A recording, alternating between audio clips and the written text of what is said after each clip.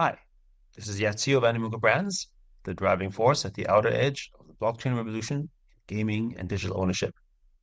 You're tuned into the Edge of NFT, a production of Edge of Companies journeying next to the outer edge of technology on April 23rd in the Kingdom of Saudi Arabia. Keep listening and join us in Riyadh. Hey, Web3 curious listeners, stay tuned for today's episode to learn why Animoca Brands is heavily energized by collaboration opportunities in the Middle East, and what forged the partnership between Animoca Brands and Edge of Company to bring Outer Edge to Riyadh for our historic one-day summit. Lastly, find out how the partnership between Animoca Brands and Neom is going to support one of the most ambitious projects on this globe. All this and more on this special Road to Riyadh show. Cue the intro. Welcome to the Edge of NFT, the podcast that brings you the top 1% of Web3 today and what will stand the test of time.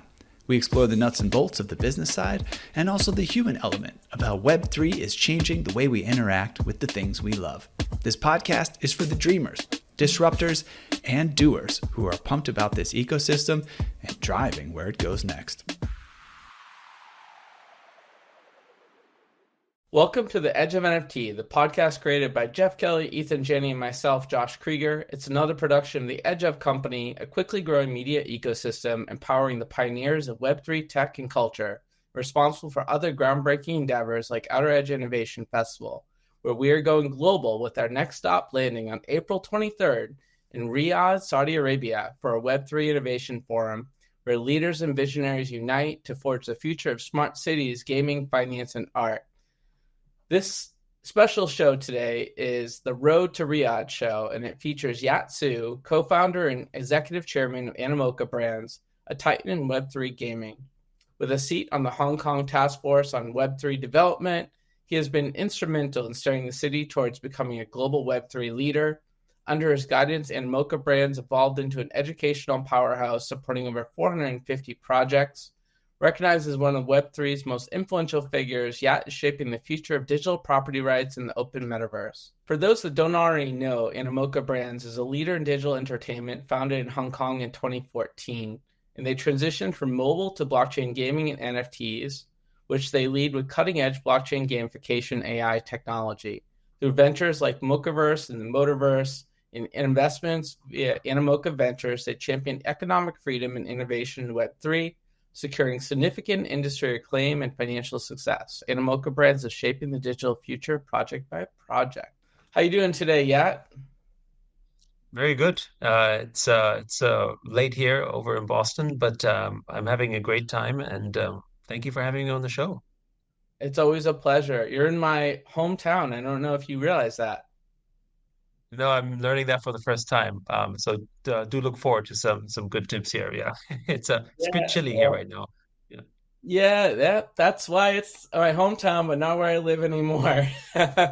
But amazing schools and great lobster rolls, and hopefully you can see the Celtics while you're there. They're playing like a beautiful symphony or ballet or you name it. I mean, those guys are amazing on the floor.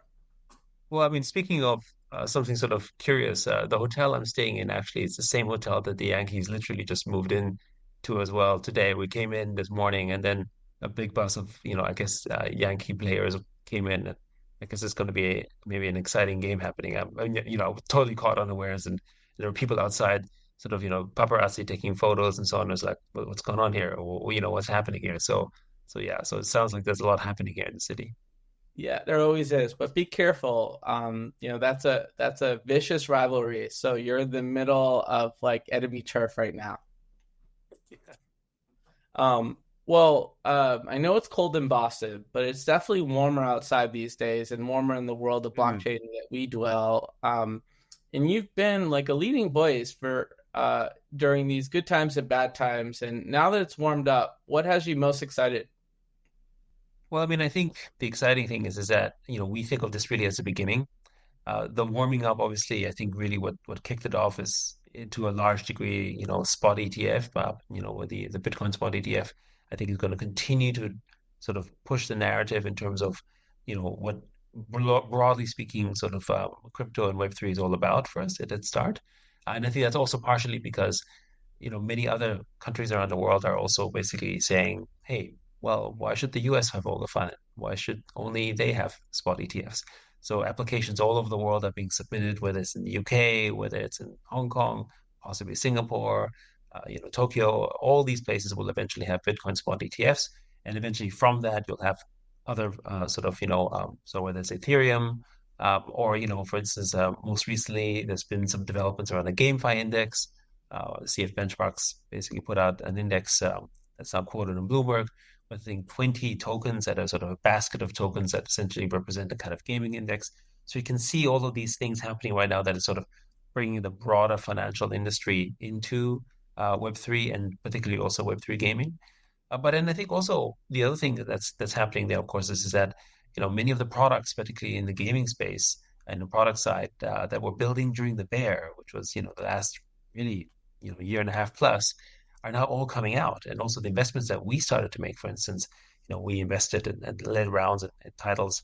As you know, we were known earlier for having not just built and supported companies like Sandbox, we also invested in companies like Sky Mavis, a company behind Axie Infinity, and OpenSea back in 2019, and then they became sensations in 21, 22.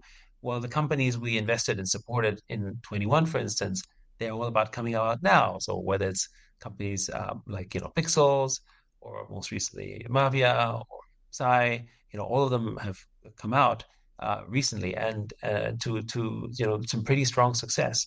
So again, continual reinvestment in the space, and the value that's been sort of brought into the ecosystem, and the growth it's helped create in the ecosystem is what we can be excited about, because they're bringing new people into it as well. Like for instance, when Pixels launched on Ronin, it helped obviously Ronin grow, but all the Axie Infinity players had the new title to play, but in so doing brought new players into Pixels that then brought these players back into Axie Infinity, and so sort of created sort of this great sharing of network effects, basically on Ronin, for instance. So you can see how sort of Web3 is essentially growing through this sort of shared network effect where they're mutually sort of supporting each other, and we're seeing this whole ecosystem broadly increase. Obviously, it remains volatile. I mean, it wouldn't be sort of crypto if it wasn't, particularly in this early stage of capital formation. But yeah, it's been exciting to see how Web3 and blockchain has been evolving, and really excited about what's going to happen in 24 and 25, particularly in the areas of gaming and education. Absolutely. And you mentioned something that sparked a memory for me of your first appearance on our show. It was about 6 months into our evolution as a podcast at that moment. And I'm not sure if you remember, but we did a campaign together where there were some Edge of NFT race cars in your new game coming out, Rev Racing. I remember. Yeah, Rev Racing. Yeah. Absolutely. I remember. Yeah. And that was a real incredible moment for us, because you don't expect as an early stage startup to have your brand in a leading game. And it was a real honor, but it also was an educational experience for me, because I realized the power of cross branding and affiliation among communities. And I want to thank you for that opportunity. And at this moment, we're actually just crossed 100,000 subscribers on YouTube, so we've come a long way. Wow. Congratulations. That's amazing to hear. So happy to hear that. So just to zoom in on one particular market where I tend to be visiting a lot, and I keep running into you as well. I think I've been to the Middle East maybe 6 times the last 6 months, and always seem to find you there as well. It's clearly an interesting spot. I'd love to get your perspective on why this market is relevant to Animoca Brands. Well, the Middle East is, one of the fastest growing markets generally, and not just related to sort of, Web3 and blockchain, but also in many ways, the region has also demonstrated leadership in those areas. When you take a look at, for instance, UAE with Dubai, or the developments in places like Turkey, you can see that there's been some sort of rapid developments in the place. I mean, Dubai has sort of created sort of very much sort of the, I guess you could call them sort of almost a sort of banner carrier for Web3 and blockchain, particularly in the early days, and remains one of the major hubs in this area, alongside places like Hong Kong and so on. But of course, the one market that I sometimes often describe as the China of the Middle East, right, in terms of its dominance and in terms of its size and importance in the region, is of course Saudi Arabia, right? And the kingdom has, not it's not just sort of, its economic force, and obviously, its industry is like particularly sort of powering the region here, and there's obviously wealth that it has. I think it's, maybe number 20 or 22nd largest sort of, GDP in the world, is that it's going through an incredible transformation led by sort of visionary leadership, where it is really sort of, trying to sort of make the kingdom become much more digital and creative, sort of focus on the creative industries. And it wants to leapfrog, obviously. It doesn't just want to sort of emulate what's happened. It wants to be sort of creating new sort of visions. And that's kind of what you see when you think about Vision 2030 and the development of projects like Neom that we're working together with, for instance. I mean, that is in and of itself a grand, grand vision. Certainly sort of the likes that not many places have seen before. But the combination of sort of a visionary leadership together with a country that is super excited about what's happening, and the energy, as you have witnessed yourself when you go there, when you go to Riyadh or Jeddah or anywhere really in the kingdom, you'll notice that sort of and sort of electric energy of wanting to have progress and to create sort of betterment for the people and for the kingdom broadly, and then of course being supported financially to build this infrastructure. It's very, very exciting to be able to sort of witness and be in that moment. And I just want to add this other thing is that, for some people who may see this or have heard of this, it sounds almost unbelievable, building like this new country called Neom effectively, right? In some ways, right? And sort of, without transforming its entire economy, which, into one that was sort of dependent on sort of oil, to one that's sort of in the creative industries and technology industries and the gaming industries, which Saudi is, very ambitious in. Most of the people in Saudi, the young people are all playing video games, for instance, and most of its population happens to be sort of under the age of, I think, 37 or 38. So again, a young population that's sort of very gamer friendly. But we've seen this already happen in China decades before, right? When you think about sort of the special economic zone, and there's a whole Shenzhen experiment. I was just in Shenzhen actually over Christmas. And, while I always knew there was development and I've seen it before, this was the first time I've seen it since COVID. And the city has continued to develop. And it really is a place that is effectively, a new country that didn't really exist, decades prior, for instance, and is an economic powerhouse that essentially is driving, in this case, some of the leading technology companies in the region, companies like Tencent, for instance, that are based over there. And I think there's, in some ways, you could say that the vision of Neom is kind of similar, right? And so maybe if you haven't witnessed this before, you might say, well, that sounds outlandish. How can people sort of create something like this? That seems almost fantastic. But then when you see what China did in the Pearl River Delta, you wouldn't really look at that and say, well, that sounds crazy, because yes, it's wildly ambitious, but it has been done before, but in slightly different form or shape, but still the effects are similar. So, we see the vision and determination for that, and it's exciting to be part of that. And that's one of the reasons we started to invest in the region and go there and build stuff, because we see similar potential of how China was decades earlier, and how Saudi will essentially sort of be that for the Middle East, the MENA region, and frankly, to the world.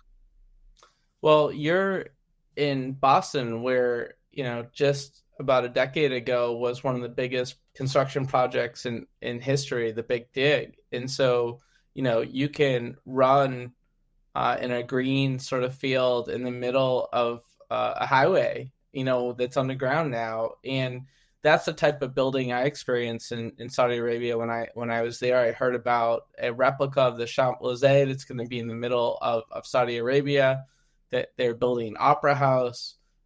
There's another city being built sort of in a bubble outside of the city that's going to have like its whole, climate. There's also this incredible initiative to plant millions and millions of trees and create a more sort of stable weather pattern with rain. It's really incredible what they're doing. And, it sort of reminds me of the early vision of blockchain and Web3 and the potential we saw in it. And they're sort of manifesting this incredible vision. So I can see why, like someone like yourself, someone like me is attracted to a country like that. And it sort of is a good sort of segue to maybe what brought us together to do this unique event we're calling Edge Riyadh. So I thought maybe we can kind of reflect on that journey a little bit. Well, I mean, I think one of the things is around sort of when you think about sort of Web3 broadly speaking, the potential that Web3 is, and I guess as I earlier said, I think the kingdom in particular has a desire to leapfrog. And I think if you also think about sort of examples of countries that leapfrogged their peers, as it were, South Korea is a great example.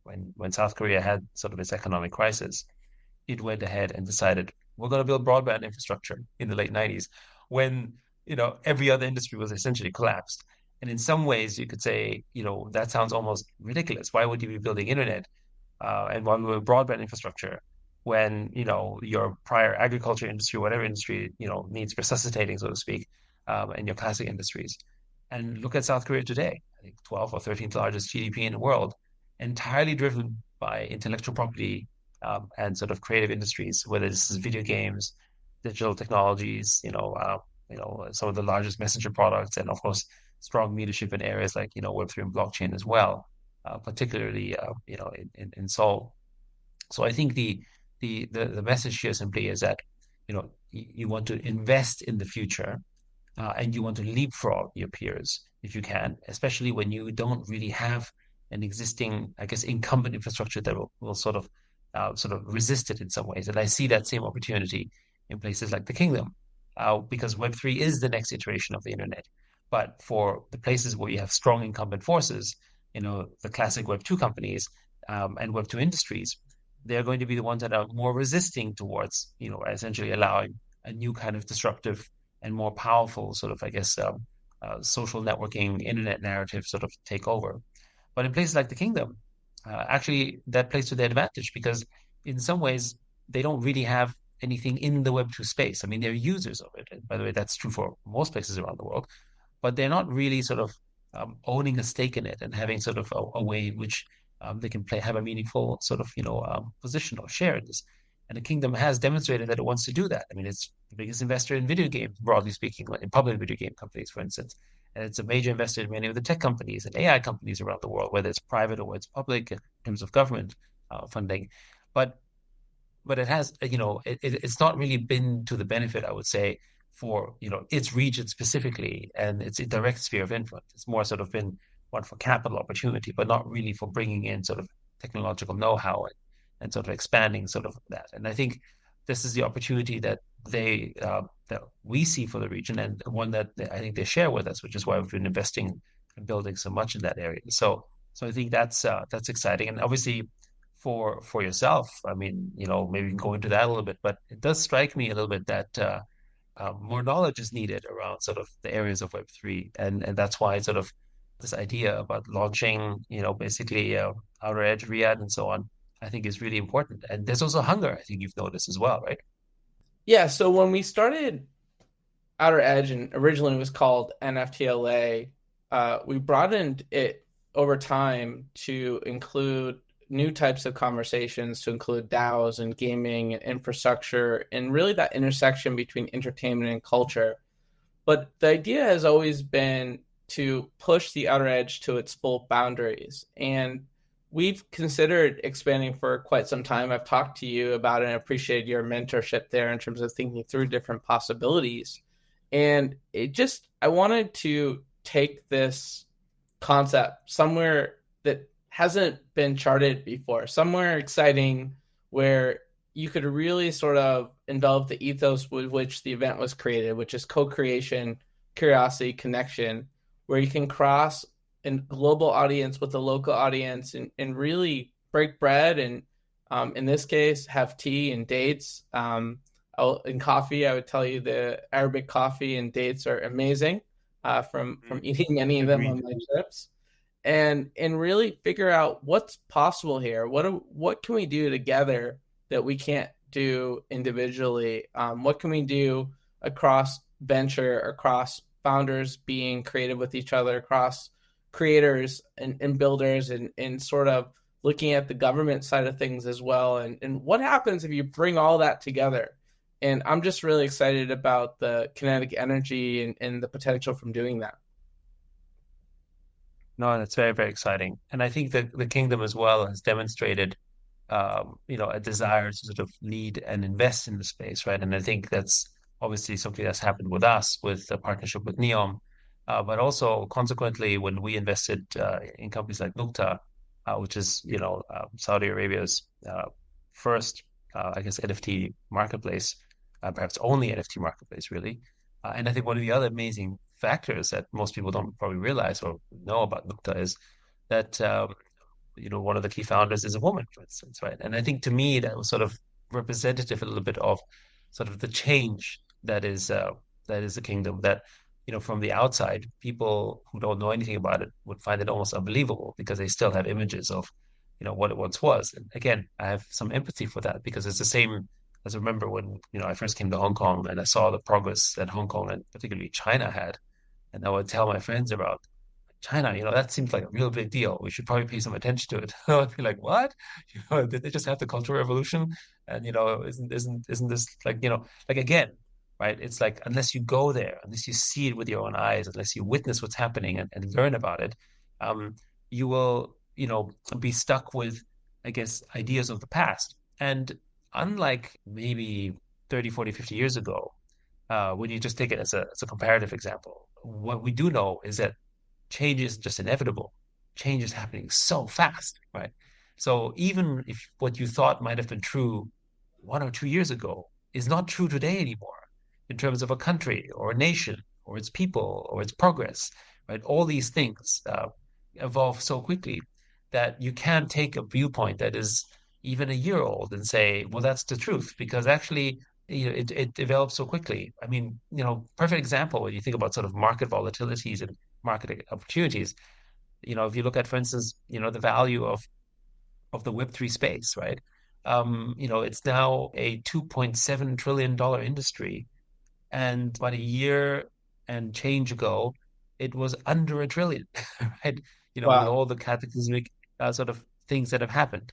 Um, and again, for the people a year and a half or so ago, they wrote off the industry and they said it's never coming back. And we see this before. People used to say the same thing about the internet. They used to say thing about sort of all sorts of industries out there, right? But as an example, right? And here we are, a year and a half later, and it's roaring. The thing is that the kind of change of going from an industry that appeared to be on its knees and like a year plus later is essentially the champion of the sort of, I guess, growth potential in industries and the excitement that's happening when you think about all the major financial industries, financial institutions trying to get into Bitcoin spot ETF or launching sort of, Web3 related projects, for instance, that evolution happened so quickly is, I would say, more the norm that change happens so rapidly. For a lot of people, it's maybe difficult to sort of translate because when change happened, it happened more gradually. It happened over a period of time. And just think about the evolution from, to electric cars, for instance, or the evolution of the internet, or even the evolution of the mobile industry. Yes, they were very rapid, but they were not as rapid as Web3. Right? And so this acceleration, this pace that's going on, I think that's the one thing that, seems to be certain, which is that change is inevitable and change happens ever faster. Absolutely. I think people are going to be surprised at how quickly the blockchain, Web3, immersive gaming industries grow in Saudi Arabia. And I think we have a historic opportunity here with this event we're doing together to showcase what's going on in Saudi Arabia to the world. And I'm so humbled and grateful to do that with you, and fortunate that we have folks like Salwa, the co-founder of Noontuck, that is speaking at the event, and she's actually helping us to curate some really cool art from local Saudi Arabia artists. So that's going to be fun too. I mean, actually, on that note, I mean, I guess let's talk about Outer Edge Riyadh. I mean, what can people look forward to? I mean, it's you talked a little bit about sort of Salwa speaking, but broadly speaking, let's dive into that. Maybe that I think people would be interested in knowing. Yeah, absolutely. It's been a really fun process to put this together with Animoca and some of our other partners we'll be announcing soon. And what I would say is that it's a unique event, which really is a combination of art, culture, gaming, the metaverse. We're going to talk about smart cities because Neom, of course, which is being built out there, is an incredible smart city under development. And we're also going to cover AI as well, because there's a, AI is a big thing out there. I was just at Leap, and a lot of cool AI technology to discuss over there as well.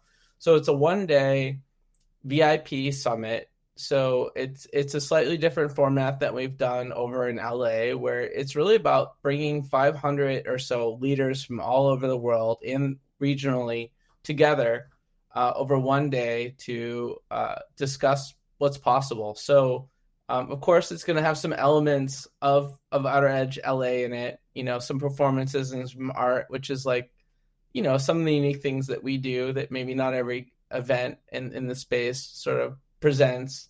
But it's also have some great conversations, some breakouts. We'll have some local food. You gotta try Arabic food if you haven't already. So those are some of the fun elements. Honored that you'll be one of our keynote speakers. I'm sure you've already put some thoughts together about what you want to say. No pressure. So how can people who are interested apply? What are the criteria? Yeah, so we're really looking for change makers, founders, leaders, folks that are investing in the space, creators, of course, that are really passionate about what might be possible by coming over to Saudi Arabia, or as well, of course, we'll have a lot of folks from Saudi Arabia there as well. So everyone can go to outeredge.live and then click on our link for Riyadh. And there's an application process. The event is April 23rd. So it is limited seating. So you're going to want to sort of get over there and apply right away. And then, within a short amount of time, we'll review all the applications and let folks know if they've been accepted. I will say that it's not that complicated to get over there. There is a visa process, but it took me about 5 minutes to complete the paperwork, and want to make sure that folks think about that as they're going through the process. Pretty straightforward. And, if you're already going to Token 2049 in Dubai, it's a direct 2-hour flight. You're there before you know it. There's like about 10 flights a day going back and forth. I've been on many of those. I'm sure you have as well.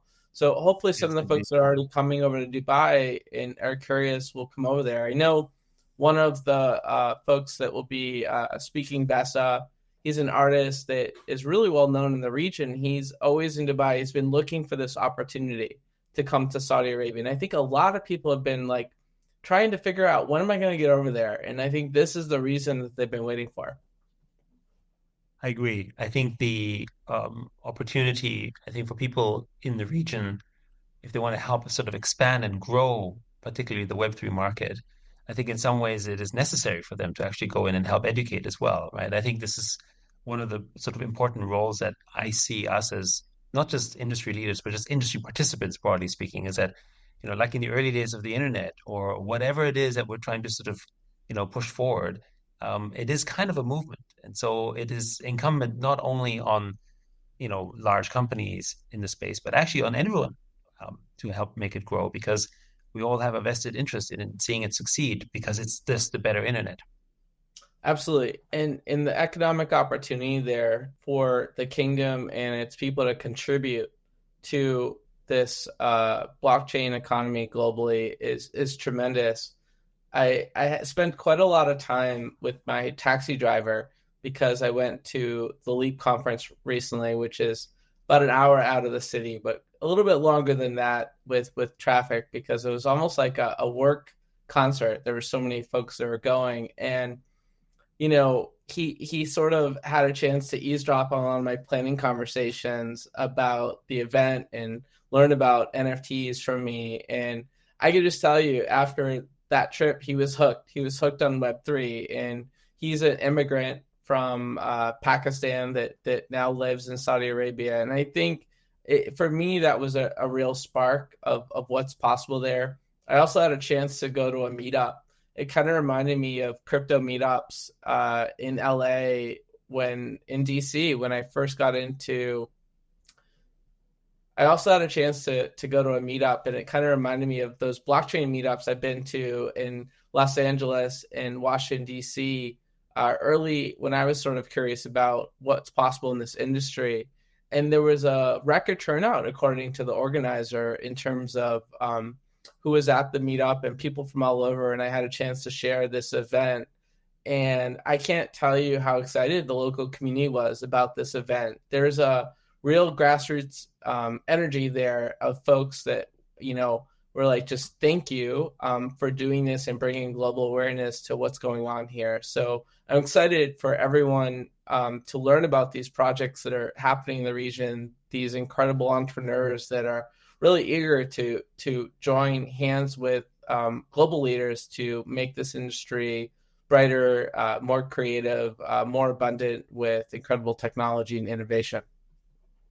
I think one of the attractive parts around why, particularly the kingdom, is could be such a leading force, and I think they see this as well. Just why we ended up having some of these early partnerships, which maybe we can talk about a little later, is that you know the the MENA region in itself, right? I mean, Saudi isn't just Saudi as a country, which is obviously has a very young population that is also very much into gaming and very much into digital technologies. But the MENA region itself expands basically through Africa and other parts that, and of course, all the people who are working, like the example of that Pakistani driver. I mean, he's sending money back to his family, probably in Pakistan, that's an example, or whether it's from India, it doesn't really matter. There's actually a huge population of them working all out through the MENA region, in search of these economic opportunities. And one very easy example is, you can use blockchain technology to essentially remit, funds in the future. It'll basically back at a fractional cost of that, right? And I think most people in the sort of employment side of things, whether there's construction workers, whether the people who are, basically just general other kinds of labor, they have very little interest in seeing so much sort of money being captured by an intermediary. Because of course, if more value goes back to, the family, the happier the people will be who are working there, for example, right? And so there is sort of an attractive narrative around sort of financial inclusion and financial opportunity. And of course, the fact that that means that if they do better, of course, they could help grow their own economies and also, of course, the domestic economies in which they operate. Because, many of those, I guess, migrant workers, they are economies in themselves. I mean, they literally transplant like the entire sort of, like a village or a city or maybe even a small country from one country to another. I think something like, in Saudi alone, there's something like 10 million of them, or something pretty sizable. So these are sort of areas, very easy sort of areas in which blockchain technology can really sort of help advance. But then I think the other thing, of course, is that Saudi also has a great interest in exporting its culture more, right? I mean, if you think about, when you think about sort of, the origin roots of NFT LA, why did it start in LA? Because LA is essentially the center of, in many ways, the export of American culture. And American culture, everything that came out of Hollywood effectively is what sort of changed the world or influenced the world. And I would argue that the Hollywood sort of soft power is what gave America its present soft power, shall we say, and not people talk about the dollar and they talk about the military, but actually, it's ideas. It's actually the stories that were told in the medium of movies or radio or television. Those are the things that actually really sort of help influence, shape, and change the world. And that is that soft power. And I think, the kingdom, wants people to learn about it and really speaking it through the traditional mediums, of which are many incumbent forces, doing it through Web3, NFTs, and blockchain technology is actually the medium in which you can tell our new stories, in this case, the kingdom stories, but any stories in new and creative ways that speak to audiences in a manner which are no longer gatekept, because that's the thing, right? I mean, when TV came about and essentially sort of replaced radio, it actually provided not just a new medium, it provided new players opportunities to sort of represent their content in new ways. And then, we saw that with the internet, right? And then, we saw that with mobile. And now we see this with Web3. Absolutely. And of course, gaming is a major part of the evolution of entertainment and culture as well. And I increased the amount of shows that we do in gaming over the last 6 months because there's a lot of interesting things happening in that area of Web3. I look at that part of the Los Angeles ecosystem as really important as well. I just did some recent events with Sandbox about the future of entertainment and gaming here in LA, where they now have one of their offices. And I'm just continually amazed at how gaming pushes the boundaries of Web3 technology and is really a leader in that space. So naturally, of course, I would think that Animoca Brands would gravitate to Saudi Arabia from the perspective of gaming and how much they love gaming and how interested they are in investing in the future of gaming. Maybe you can speak to that a little bit more and what you've experienced. And I'm curious if you've had a chance to check out any esports games while you've been there. NFTLA returns as an inclusive week of community events throughout LA, celebrating the outer edge of innovation. Builders be building. There's so much energy colliding around gaming, AI, generative art, the metaverse, decentralized social, and the future of entertainment. If you want to be in the mix, including the official free NFTLA celebration, visit outeredge.live to subscribe for your updates and RSVP. So, the very first experience that I had in Saudi was when I met Prince Faisal, and he showed me his, the various esports teams. And it was basically a 3 to 4 hour game of Rainbow Six. And I have to say that certainly was an eye-opening experience, not because I haven't seen Rainbow Six esports competitions. I've seen them, in various forms and so on, but that I actually saw that in, Saudi, which was not something that I expected. And that, a big fan and a big promoter of the space was, a member of the royal family, Prince Faisal, who has essentially helped push this industry forward in really amazing ways. And, one thing that most people don't realize, for instance, is that the kingdom is perhaps the largest gaming investor in the world. Certainly, I think runs perhaps the only sovereign gaming fund, with something like $38 billion, right? And invested in some of the biggest gaming companies in the world. Generally public, but still, right? And of course, these are things that they're doing there. And because they have such a young population and they're all playing video games, it's also one of the highest ARPU markets in the world for gaming, broadly speaking. It's, I think, I don't know if you want to call it a secret, but everyone knows that, His Excellency, the Crown Prince, is known to be an avid gamer and plays games to relax. And so, that's sort of that culture permeates through the entire country from top down, right? And so that's, how many, let's call it prime ministers or presidents around the world, can you say are actually sort of fans of video games or openly saying that, right? I mean, I can't imagine. I can't imagine. I bet more and fans than would divulge, but yeah, point taken. I admit it. Yeah, exactly. I played mobile games at the end of my day to relax. NFL Rivals is definitely my favorite. Well, when you think of this, right? I mean, 3.4 billion people in the world play games. The probability that you meet someone who plays games as opposed to someone who doesn't play game is incredibly high, right? And this idea that, our political leadership around the world does not play games, or at least pretends not to play games for whatever reasons, sounds almost incredulous, or they are representative of not the majority of the online world. I mean, that's the other thing when you think about it, right? I mean, in some ways, I would argue that, the Crown Prince actually has much more of a pulse of what young people are interested in because he's in the space, he's playing games, versus maybe some other sort of, I guess, sort of political members in other countries who, whether they do or don't, obviously, as you say, they might not divulge that. The fact that they would sort of, maybe in many cases resist it actually shows that they're actually not in sort of the understanding of that generation. And I think that's, by the way, true when you think about medium changes as well, where, when you think about, television in the early days, right? I mean, sort of, JFK actually used the medium of television to great effect when he was effectively someone who most people at the time didn't even think would have a chance because he understood that medium and he spoke to the audiences that was sort of sort of in that, for instance. So again, I think there is something to be said about that, and that's what's exciting, right? To me, it's exciting that it's not just the leadership being fans of gaming. That's cool, but it's the fact that it's driven by something that is already clearly the future. Gaming is bigger than movies and music combined.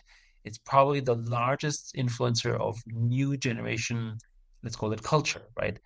Gaming as a culture, things that we do in gaming, how we connect with people, the social networking that happens in gaming.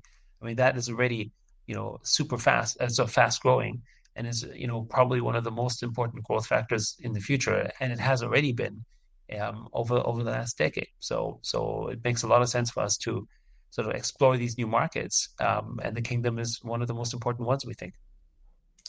Totally agree. Well, it's getting late, but I'd love to hit on a couple more things before we adjourn for this evening edition of Edge of NFT.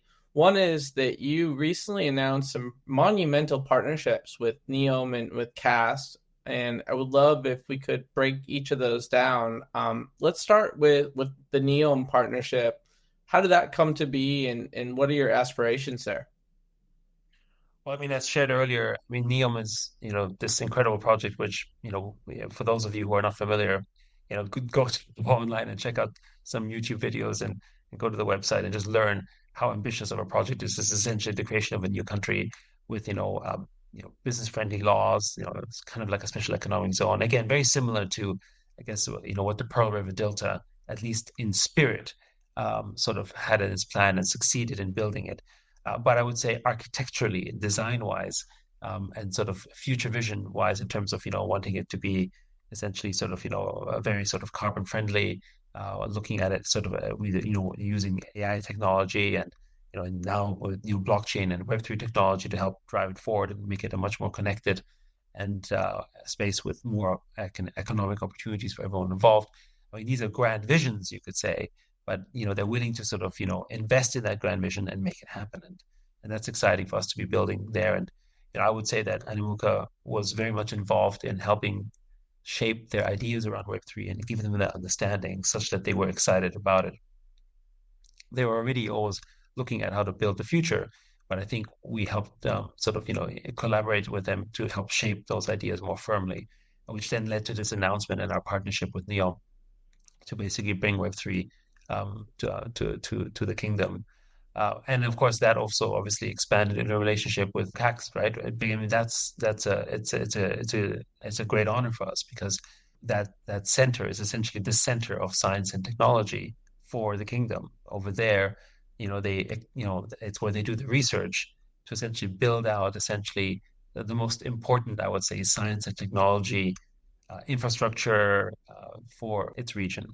And the fact that we're basically working with them on, to bring Web3 to the kingdom as well is for us quite an honor, but also I think demonstrates just how important they do believe this technology is for the kingdom, because it's not just a national project like Neom that's now embracing it, but it's basically also their official sort of, I guess, public sort of science and research technology sort of center.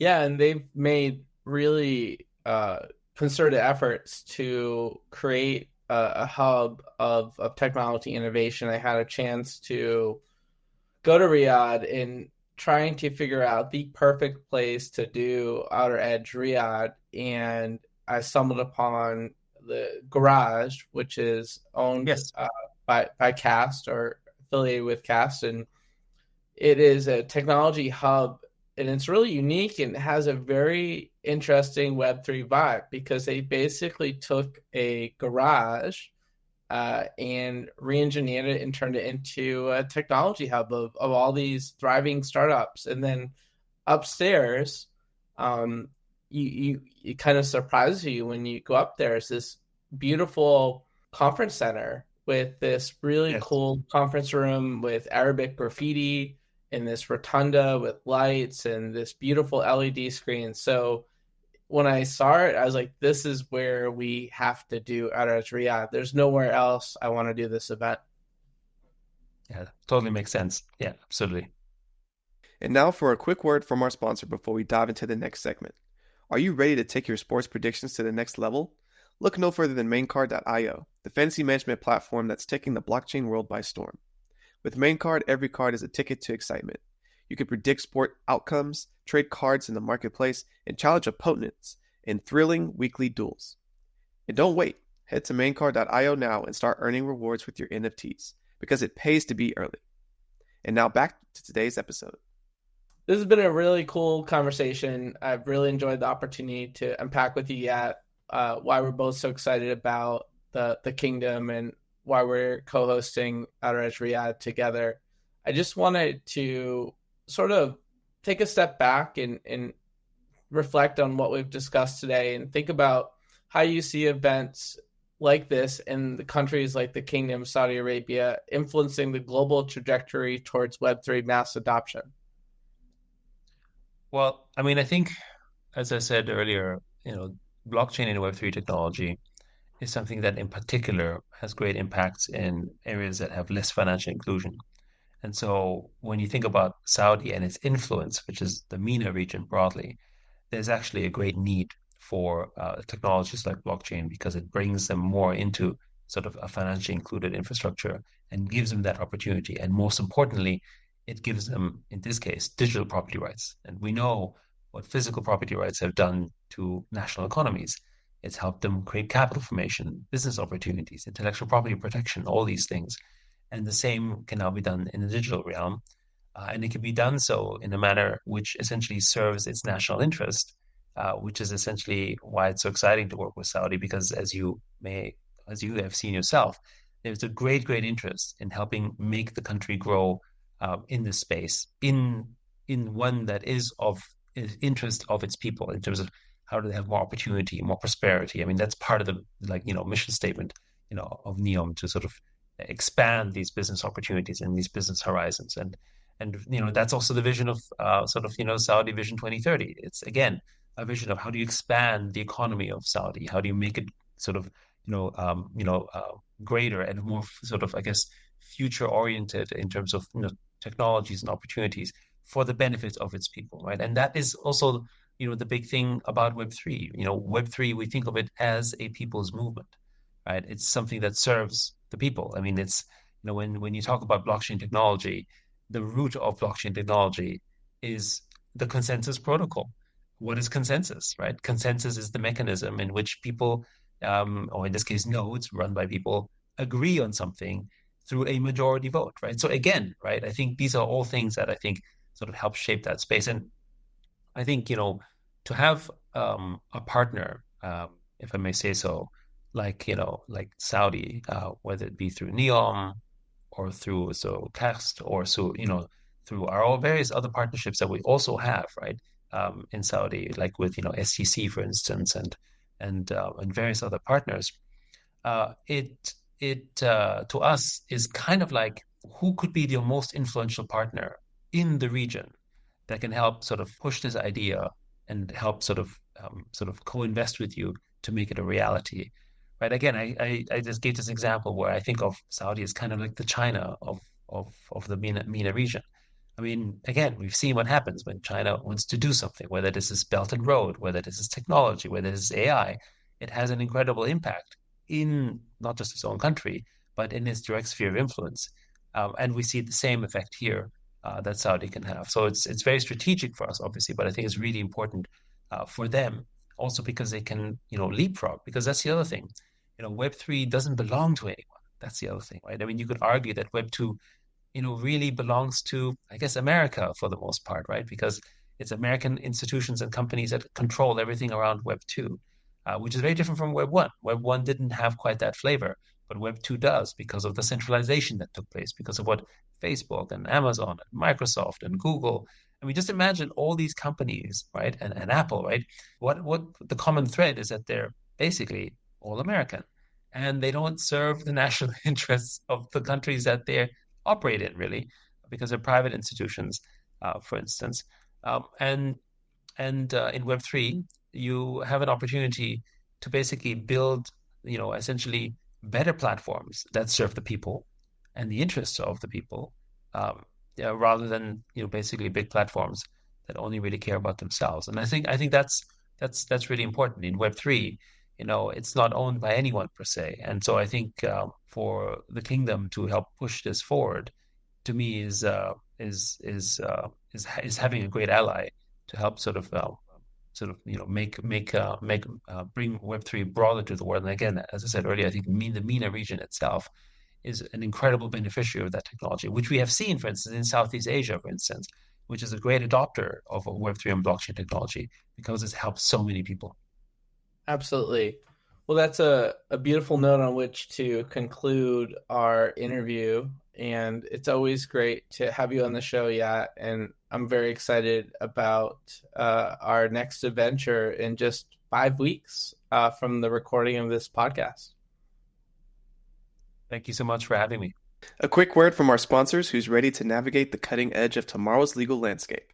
Because at Zuber Lawler, they're not just attorneys, they're visionaries. With expertise in emerging technologies like AI, blockchain, and the metaverse, they're paving the way for you to seize the future. For mergers and acquisitions to IP, their selective team delivers strategic solutions tailored to the ever-changing world of technology. Join us at Zuber Lawler, where the future meets the law at zuberlawler.com. Back to the episode. Where can listeners go to learn more about Animoca Brands and follow you around the world? Well, I mean, I think the easiest way, is, I post on Medium, I'm on Twitter, YSIU. That's where I basically am most active, and also LinkedIn. At Animoca Brands, of course, you can go on the website. We also have a Medium. If you sign up for a newsletter, we will often post updates, press releases, and things that we continue to do.